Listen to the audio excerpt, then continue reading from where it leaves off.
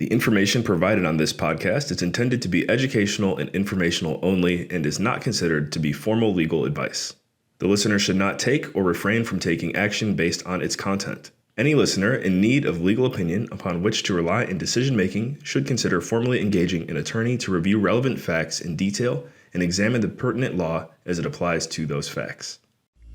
Welcome to Real Estate Milestones, where we explore fascinating topics in commercial real estate with knowledgeable industry experts. I'm your host, Ben Malik, and I'm a young real estate professional who is passionate about adding value to people's lives through the incredible power of real estate. My goal is to help you discover what the heck is going on in the industry and how you can get involved. This is Real Estate Milestones, where your future in real estate lies just around the corner. Hello, everybody. This is Ben coming to you from New Orleans, and we have Jonathan Cattani today coming from Salt Lake City. He's the founder and principal of Cattani Capital Group, a real estate investment firm that specializes in helping clients build a legacy through value-add multifamily investments. I recently met him at the Intelligent Investors Real Estate Conference in LA, which you've already heard a little bit about. And we bonded over the fact that we're both launching a podcast, and his is IRR Real Estate Show. So be sure to check that out. I'm sure it's going to have a lot of great content on it. So Jonathan, you want to tell us a little bit about yourself and then also tell us about your first milestone in real estate? Yeah, absolutely. I appreciate it, Ben. Great to be on. It was fun connecting with you, and always fun to meet young people getting into the game. Little about me, I'm a little bit older than you. I'm 31. Really been focused on real estate now for almost 2 years. So like you said, just launched Cattani Capital Group, which is going to be kind of focused on fund-to-fund model, which we can kind of get into later, but really focused on raising capital for commercial real estate, primarily large multifamily, as you mentioned. That's pretty much been taking up most of my time now. Launched an ebook and getting ready to launch the podcast. So as you know, that is very time consuming. So, but it's been fun. It's been a lot of fun.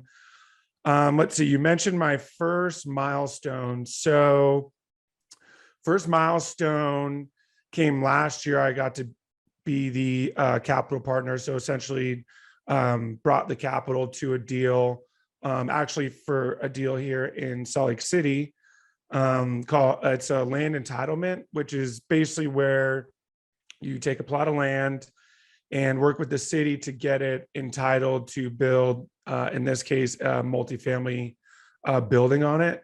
So in this case, we're building 36 kind of studio apartments. So land was already zoned for it. It's in an area the city's trying to sort of gentrify and bring in, it's kind of a C minus area, and they're starting to really want to bring in some B and A class asset types.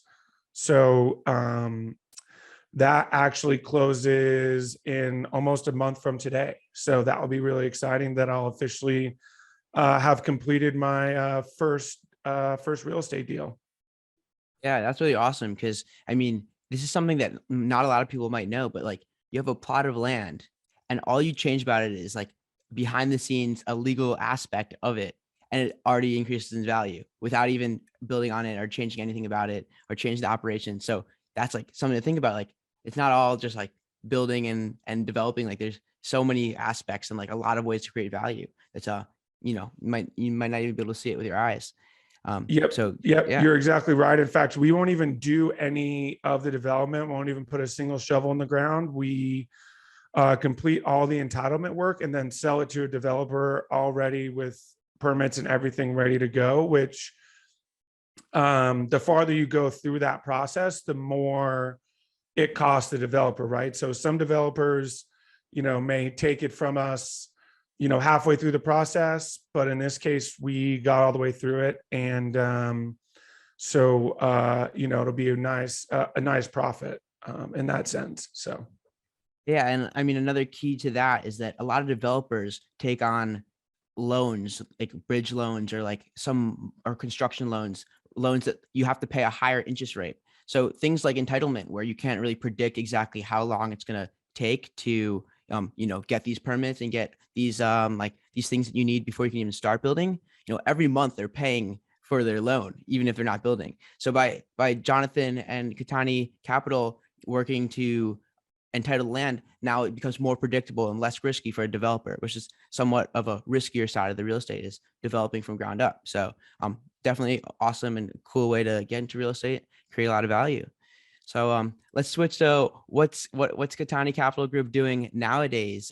You mentioned the fund-to-fund models. I think it's a very interesting aspect of real estate. So can you tell us a little bit about that, and then how you're applying it in your business? Yeah, absolutely. So the fund-to-fund model, pretty basic model, actually.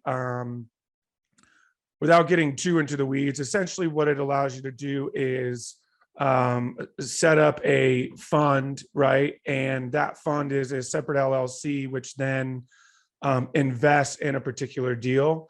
Now, there are certain ways to go about it. You can kind of open up a fund, and as money comes in from investors, you place that capital in multiple deals. So they call that a multiple asset fund. In my case, it'll be single asset fund. So essentially you identify an operator. So that's the first step, right? We have a very in-depth vetting process for operators. So we like to find operators who are well-established in a certain market. From there, then we verify their portfolio, how much they have under management, how long they've managed those assets, the quality of those assets. We may even go all the way as to verify, and speak with some of the property managers of those assets. And then essentially once we've done that, then we'll open up a fund and do a webinar with our investors. And that fund will then open, and we'll bring in capital from our investors. And then Cattani Capital Group will be a limited partner in the deal. So essentially how it works is I'm the general partner of Cattani Capital Group, and then everyone else is a limited partner. And then as a whole, Cattani Capital Group is a limited partner in the deal. Let's say, it's 150 units in Columbus, Ohio. We raise $1 million, bring that to the deal, and then we're considered a limited partner. And then within that is all of our investors. Yeah, that's really interesting. And I mean, just to clarify, a general partner is like the person who's on the ground doing the real estate, closing the deal and doing those things. And the limited partner is the capital side, the one who brings the investment money that even allows the deal to be possible. So, I mean, it seems like it's really valuable for your clients to, you're the one who's vetting the sponsor and making sure it's a good operator, because that takes a lot of work. You have to make sure this person is on your side and that is, here for the long run and is, a trustworthy person. So, I mean, that's awesome. I know you have this theme or this value of building a legacy, and it seems very powerful, but I want to know what legacy means to you, and then how you, try to provide this ideal for your clients. For sure. Yeah. So really the idea for the build your own legacy came, let's see, it's 2022. So my grandfather passed away in April of 2020, and he built a large construction business that's based here in Salt Lake. Obviously we couldn't have a big funeral because of COVID and all that, but there were a ton of letters, ton of phone calls, tons of people reaching out that he had touched. And it made me realize that, he left behind something, obviously the business and, something that can continue. And I have family members that continue to work for the business, but more than that, he left behind, values and things that people learn from him, work ethic. He was always so giving. If he saw someone in help that needed help, he was the first one to go help them however he could. And so that really got it sparked to my mind. Well, I want to build something too. Now, of course, I want Cattani Capital Group to, be as big as it can, but really what I'm aiming for is to eventually be able to give back to the things that I care about. Biggest one being men's mental health. So I'm a huge advocate for mental health, for anyone, but especially amongst men, as I am a man, and seems to be a little bit lost in society right now, unfortunately. Getting better, of course, but so as what it'll allow me to do is eventually, give back and ideally start my own profit and leave behind a legacy. So at Cattani Capital Group, what we want to do is we want to show you how real estate can help you build your own legacy, however you want to do it, creating passive income and, creating a wealth that you can actually pass down to generations. So Yeah, that's kind of very a powerful. long answer to a short question, but that's the whole nuts and bolts of it there. Yeah, no, that's awesome. That's powerful. And definitely, it's awesome that, your legacy, you have this legacy tied to your eventual nonprofit, but your legacy can also be helping people build this legacy and adding value to your clients in that way. So powerful message all around. I mean, if you want, could you get into a little bit more what you, why you're passionate about about men's mental health? Because I mean, I know it's obviously something that's talked about in society where maybe, acknowledging mental illness in men is harder because there's these preconceived, I guess stereotypes that like men can't have emotions. Like you can't be vulnerable. You can't cry. But I mean, obviously everyone's human. Everyone has emotions. So I mean, it's a noble cause. But I want to hear maybe a little bit more personally how why it's important to you. Yeah, absolutely. So biggest thing was, probably right when I turned 26. So was that 5 years ago? I kind of reevaluated my life and realized I wasn't where I wanted to be and wasn't on the path that I wanted to be on. And I wasn't really sure why, right? I thought I was doing everything I was supposed to, had a job, had all those things, and was really trying to figure out what was going on. So I actually started going to therapy, and through therapy realized that I, have severe anxiety, as a lot of people do, especially in my generation. I know your generation is as well. And it's not, I don't want, I hate the stipulation that it's like taboo to talk about, and it's getting better, as you mentioned, for men and women, right?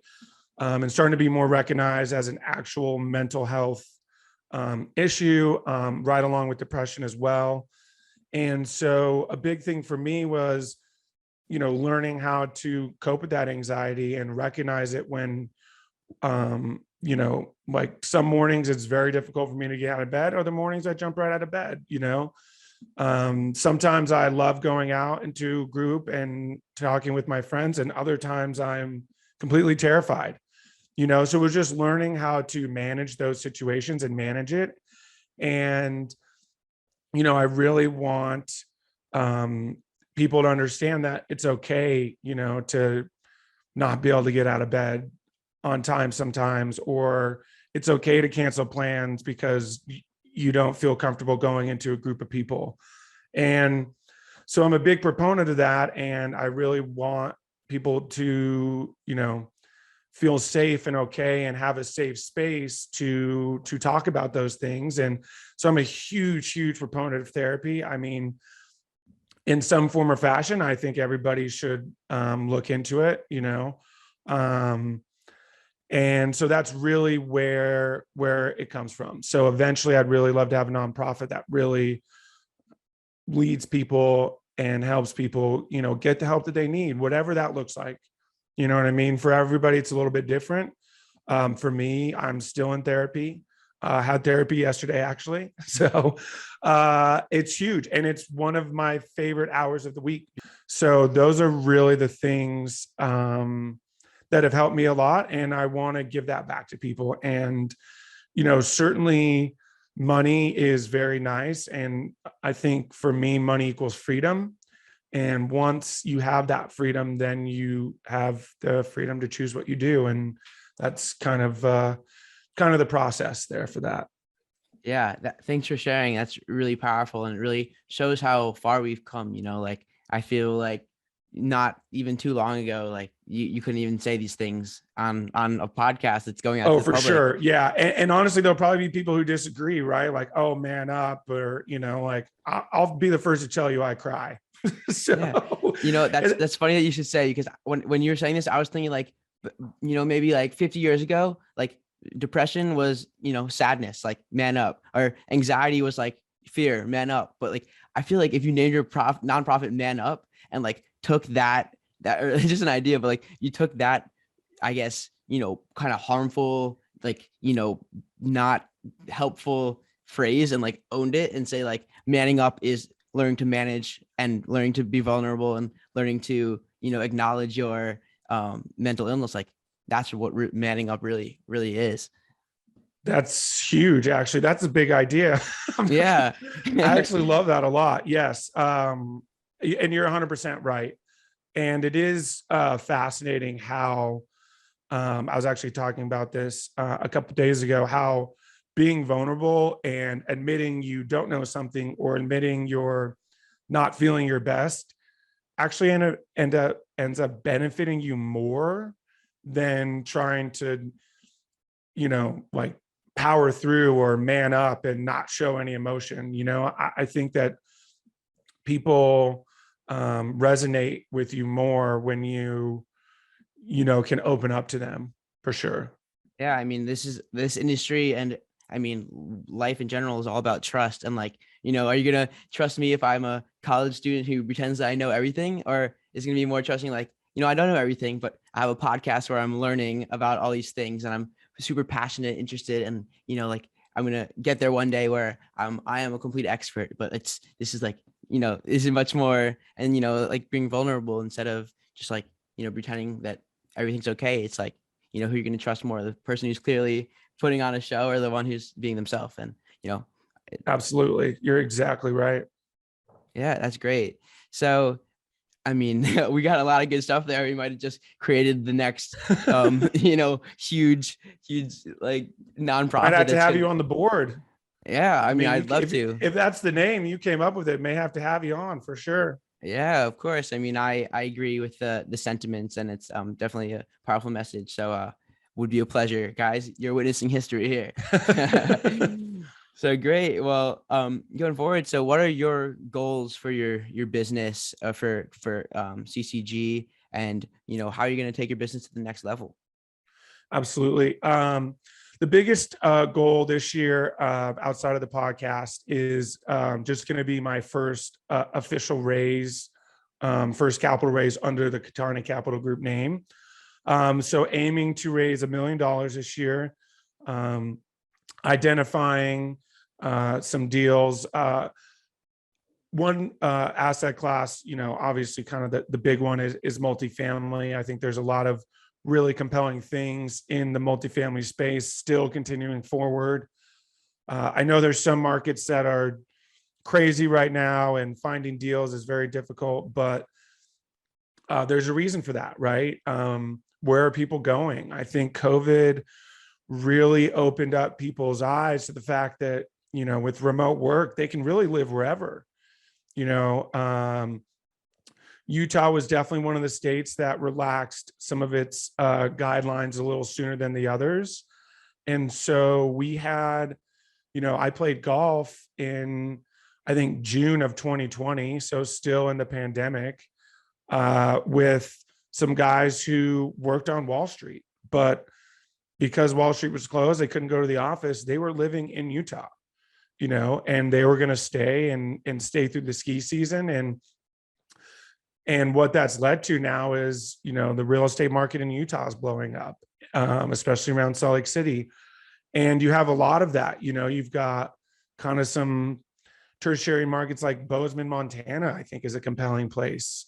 People are realizing they can really live wherever they want, and they're choosing what matters most, whether that be their hobbies, right? The outdoors, like here or Bozeman are big place for the outdoors. Do you love the warmth? Phoenix is exploding right now because, it's warm all year round. Orlando's a big place. So what you're starting to see is these places where, it offers people more than just a place to live. It gives them, the lifestyle they truly want. And that's very compelling. And of course, people always need a place to live. The market is very undersupplied. And so I think there's a lot of really compelling things with multifamily. And then, that leads to other things like they're going to need storage. So self-storage, right? Where in these areas is there an undersupply of self-storage units? That's very compelling as well. So the biggest thing that we're going to be doing is identifying those trends. And like I said, the big goal is to, I 10x'd it right at the beginning of the year. I read Grant Cardone's 10x. So if I'm being fully transparent, my goal is to raise $10 million. But again, that's just me taking that to the 10x level. And listen, if you can raise, $1 million, you can raise $10 million. So, but our big thing is going to be getting our first deal under the Cattani Capital Group name done this year, like in the calendar year. So Great. That's a great way to, identify your next milestone and, say when it's going to happen and what's going to be. And so that's very powerful. And like, that's how you do it. You work backwards from your goal. So I like that a lot. So I was also wondering, like, do you raise capital before finding an operator, or do you find a deal and then raise capital for that deal? Could you kind of go into a little bit more of the process of your business? totally. Yeah. I mean, so there's an old adage, you're always raising capital, right? I'm always looking for investors, talking to investors, have some email campaigns and things to kind of keep my name in front of them all the time. But typically what we'll do is we'll identify a deal. And then usually I will do my own webinar for the investors. And then, what I'll do is I'll do my own webinar for the investors, have the operators on the webinar with me, and lead that webinar with my investors. And then the fund will be open at that point and we'll accept the money. And because it's not an evergreen fund, meaning it's not staying open, they'll basically be, hey, the deal closes in a month, so we have 2 weeks to raise the capital. Whatever we raise in 2 weeks is what we take to the deal. This is our goal, that kind of a thing.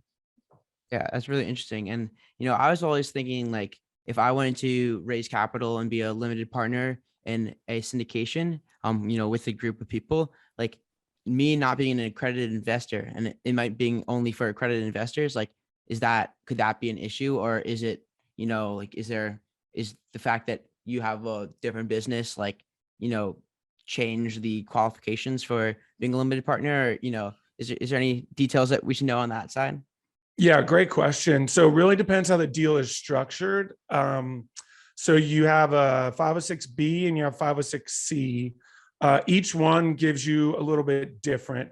Most operators, especially well-established operators, typically do like to set it up as a 506C, which does mean you have to be an accredited investor in order to invest in the deal. And it's actually up to you to prove you're an accredited investor. Not that hard to do. Basically, you just get a letter from your lawyer or CPA certifying that you're accredited. However, if the deal is structured as a 506B, you do have room for up to 35 non-accredited investors. So it really just depends how the deal is structured, and then the fund will just follow that structure. So if it's a 506B, then the fund will be set up as a 506B, which means I can then bring in non-accredited investors, which means we could then invest in the 506B deal. And there are 506B operators out there, well-established ones, right? Typically going At least the ones that I know are usually a little younger, haven't been doing it as long. Not to say they're not as qualified as an operator as someone who's been doing it twice as long by any means. It just means that their network is not big enough of all accredited investors. So in order for them to be able to raise the money, they set it up as a 506B. Yeah, and that's really powerful because part of what I want to do is provide opportunities to the real estate, which is what I think is the best asset class and the best place to grow wealth and I guess lead or create your legacy as Cattani Capital Group's doing. So I'd want to do a 506B because I want to make sure my friends and family, people who are I guess the younger people who I'm close to in age who maybe haven't had the amount of time to become an accredited investor or still have the opportunity to have the incredible advantages of this asset class. I guess just to clarify, to be an accredited investor, you have to have, as an individual, have $200,000 of income per year for 2 years, or have over $1 million in assets outside of your primary residence. And as a married couple, it's $300,000 a year, or for the last 2 years. I think that's correct. And also, by no means am I I'm not a CPA, so this is just don't quote me. No, you're exactly right. It's basically and or, right? So you can either have one or the other. So if you're an individual, 200,000 in gross, easiest way to put it is gross W-2 income, right? But it's basically income for the last 2 years, and or $1 million net worth outside of your main residence, just like you said. So you can have one or the other or both. Essentially, the way the IRS sees it is that if you've gotten to that point in your life, then you're considered a little bit more savvy and sophisticated investor, and therefore understand the risks of investments a little bit more than say just the average retail investor, for instance. So definitely, I think it also means that you won't go hungry if you lose this money. Yes, and that is also another proponent of it. Absolutely. Yeah. And I guess the last qualification is if you have like a security brokerage license, that you automatically count. I think I saw that was a recent modification to the standards. Okay. So yeah, it's like they think you should know the risks at that point if you pass this rigorous exam and spent many years studying. But so yeah. Yeah, I would hope so. At that point, I got my financial licenses. I was a stockbroker for a while, so there was a very large proponent of the Series 63, especially. I did the 7 and 63, but the Series 63 is very much related to the fiduciary duty that you have when talking to other investors, which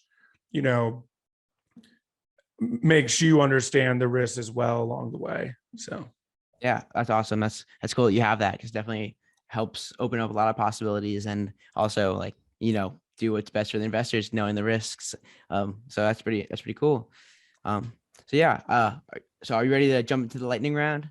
Yeah, let's do it. Cool. So what superpower would you want if you could choose any? Great question. Probably flying. I would love to be able to fly. Yeah, that's a common one in real estate, because you got to check out the roofs. Yes, right, for sure. That would be Cool. Amazing, and saving a ton of money on airline tickets. Oh yeah, definitely. And just time, save you time too. Mm-hmm. So what's your favorite book, or what's the one that helped you the most in your journey so far? Oh, that's a great question. God, I got a few. 10X by Grant Cardone is a huge one. And then I'm actually reading one right now called Influence is Your Superpower. It is by a woman who is a professor at Yale. Her name is Zoe Chance. And it's really just sort of kind of a little bit more modern version of how to win friends and influence people. And just understanding sort of how to frame things so that people will be more curious about what you have to say. So That's awesome. Cause I mean, how to win friends and influence people is like a, industry standard and it's, absolutely. yeah, like I gotta check that out. I haven't heard of it yet. So thanks for sharing. So what motivates you to continue every day? Ooh, great question. I was actually having this conversation with someone too. The biggest one is,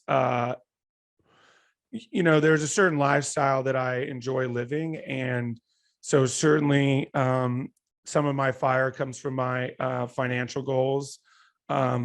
And then another big one is, kind of going full circle back to the nonprofit to eventually be able to give back.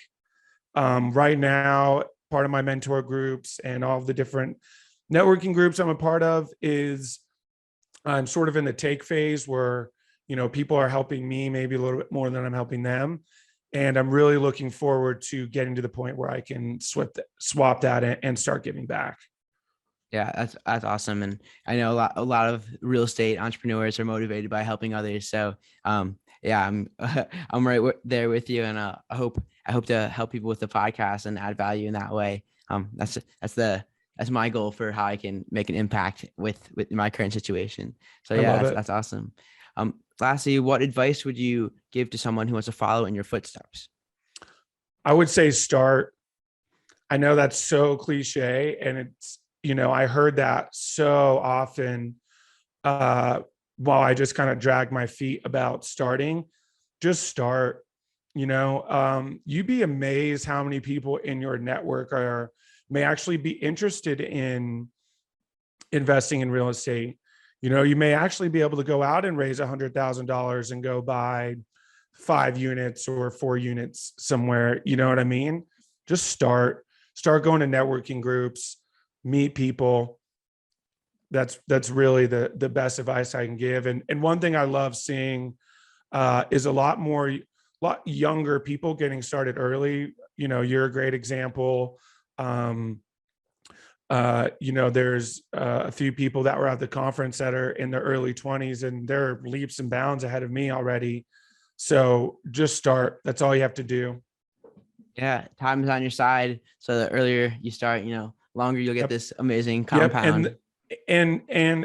And with that, don't be afraid to get a mentor. Ask someone for help who's doing what you want to do, and they'll tell you the same thing. You got to get started, but they'll help you kind of mitigate some of those mistakes. So hopefully you don't make quite as many. Definitely, yeah. Learn from someone else's failure. Yep. And don't be afraid to fail. You make a mistake, learn from it, move on. Yeah, I think that's one of the best parts about taking action, because you get the best learning. Absolutely. Great. So lastly, since I put you on the spot, I want to give you a chance for revenge. So ask me anything you'd want to know about me. Oh man. All right. That's still putting me on the spot. Yeah, I realized that after I started doing that. No, it's great. It's great. I love it. I love it. Cool. So what are you studying at Tulane? Finance, management, and philosophy. Okay. And so is real estate the niche you want to get into, the sector you want to get into, or what's your goal? Yeah, I'm all in on real estate. Everything I do is to learn real estate and put myself in positions to network and learn from others, and just become an expert over time. And so yeah, I mean, finance helps with the modeling. Like, I'm pretty proficient and good at crunching the numbers, which is obviously very valuable to make sure you mitigate risks well in the industry. But I think that finance and philosophy have a underappreciated synergy, because when you're making a model in Excel, I mean, like, the model is only as good as your assumptions. So, I mean, understanding what you don't know and figuring out how to how to figure out what you don't know, and position the logic for this model actually makes sense, and here's where it could go wrong, and these kind of things that influence logical reasoning also influence the quality of a model. So I think that having philosophy as a background is tremendously helpful in terms of being effective in the finance side of things. Totally. And fundamental investing is a real thing. I mean, people will choose, for instance, the stock market. People will choose their stocks. In fact, you can even invest in ETF and mutual funds that are based on a fundamental that you believe in. There's mutual funds for publicly owned companies that have, female leadership. So that's huge. I completely agree there, for sure. That's really awesome. Yeah, I definitely think that a great investment strategy is whatever helps you sleep at night. And so, knowing that it's doing something good, and even if you lost your money, like it went to something good. Like I would feel terrible if I invested in like an oil company and I lost my money because I have nothing at the end of the day. But if I Right. invest in Tesla and I know I'm in a company that is creating value for the world and has noble ambitions and aligned with my values, like, I have something at the end of the day, knowing that it was spent on something that is important to me. And so, Absolutely. and yeah, I mean, eventually want to be in real estate for that, because it's going to help me sleep at night, knowing that, there's a lot more predictability and there's cash flow coming into my pocket, regardless of, if the market's going up and down or sideways. So yeah, I mean, definitely a value to having at least that aspect into your investment mindset. Sweet. I love it. Cool. Well, this is a great interview, Jonathan. We might have just had a world-changing epiphany here. So that's pretty awesome. But how could people learn more about you, and like where can they find your book and your podcast and all that cool stuff? Yeah, absolutely. So like I said, just launched an ebook called Is Commercial Real Estate Recession Proof? I think a decline is on the horizon. I know everyone always says that, but I think people are a little bit more fearful of it. There's a few more indicators kind of pointing that direction. So really compelling stuff in there about how commercial real estate is typically the sector that weathers the storm the best. As you mentioned, cash flow, got some great data points that point to rents still continuing to increase. If nothing else, at least just stay at a certain point. So you can find that by going to investwithcattani.com. That's available there. You can download the ebook. And then the next thing is you can find me on Instagram and LinkedIn. Instagram is at Johnny Cattani. That's another place I'm very active as well. Awesome. Yeah, we'll definitely check out that book. That's like, I love reading about stuff like that. And so I'm sure it's going to have a lot of value. I love it. And so, yeah, everyone, if you enjoyed this episode and you learned a lot, please leave us a like and subscribe and leave a rating and review. Definitely helps get this powerful message out to a greater audience and, help people learn the amazing world of real estate. So I hope everyone has tremendous success in reaching their next milestone. You as well, Jonathan. And thanks for coming on the show. Thanks, Ben. You're the man. It was a great time. Have a good one. All right. Thanks, everybody.